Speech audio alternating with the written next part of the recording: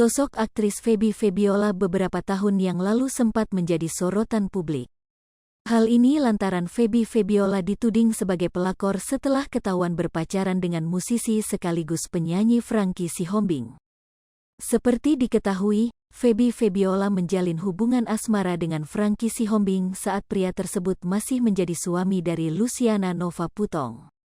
Diakui ayah penyanyi Petra Sihombing tersebut, hubungannya dengan Feby Febiola memang dimulai dari perselingkuhan. Tetapi mereka saling mencintai hingga rela menceraikan istrinya agar dapat menikah dengan Feby Febiola. Petra Sihombing pun kala itu sempat curhat di Instagramnya mengenai permasalahan rumah tangga orang tuanya. Kisah pahit hidup Petra Sihombing di masa lalu menjadi viral akibat ia bercerita mengenai perceraian orang tuanya yang bahkan menyebabkan sang ibu frustasi. Sang ibu yang frustasi pun juga hampir bunuh diri karena ditinggalkan ayah dari anak-anaknya. Karena curhatan Petra Sihombing tersebut, publik pun kala itu menghujat Feby Febiola. Nama baiknya yang selama ini ia pertahankan akhirnya gagal juga lantaran rasa cintanya kepada Franky Sihombing, yang kala itu masih berstatuskan sebagai suami wanita lain. Tetapi Feby Febiola dan Franky Sihombing tak memperdulikan seluruh hujatan yang dilayangkan publik kepada mereka. Terbukti, Franky Sihombing menceraikan ibu dari ketiga anaknya pada tahun 2015.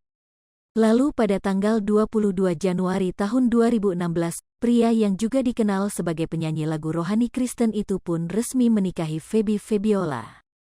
Meski awalnya pernikahan mereka ditentang banyak orang hingga Luciana tak mau menghadiri pesta pernikahan tersebut, kini hubungan mereka dikabarkan sudah membaik.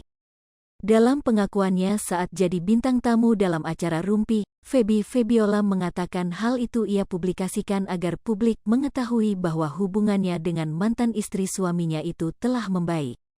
Pada waktu mediasi itu, Pak Julianto bilang pada kami, ini sesuatu yang harus publik tahu, karena kan kita semua ini publik figur.